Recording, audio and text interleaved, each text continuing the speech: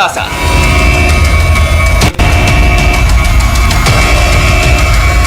Undergarments में छुपाकर भेजा जाता था सिम कार्ड। अकाउंट हैक करने में होता था सिम कार्ड का इस्तेमाल। मनी ट्रांजैक्शन के नाम पर अकाउंट में डकैती।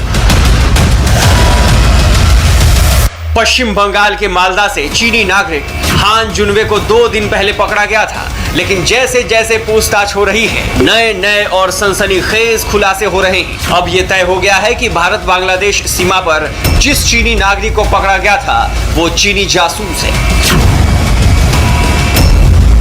हान जुनवे ने पूछताछ में खुलासा किया कि वो भारत से फर्जी दस्तावेज का इस्तेमाल कर अभी तक लगभग 1300 भारतीय सिम चीन ले जा चुका है या फिर यहां से उसे भेजा जा चुका है।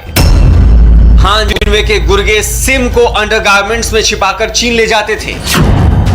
इन सिम कार्ड्स का इस्तेमाल अकाउंट को हैक करने, ऑनलाइन लोगों को ठगने और मनी ट्रांजैक्शन के जरिए लाखों करोड़ों की डकैती में हो रहा था।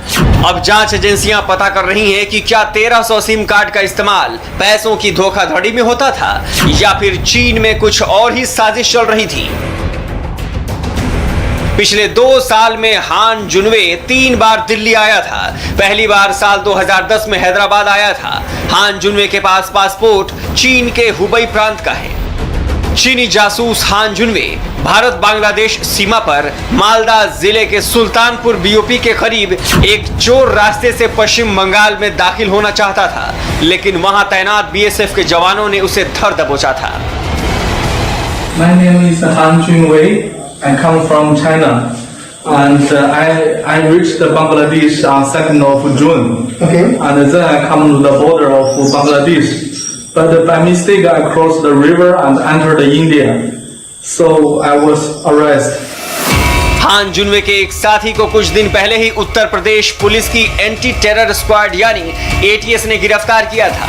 हान जुनवे के साथी पर आरोप था कि वो होटल की आड़ में देश विरोधी काम कर रहा है। उसके साथी से पूछताछ में हान जुनवे का नाम आया और तब से जुनवे और उसकी पत्नी की तलाश हो रही थी, लेकिन भारत में वांटेड होने की वजह से भारत का वीजा नहीं मिल रहा था, इसलिए वो बांग्लादेश से घुसने की कोशिश कर रहा था और पकड़ा गया।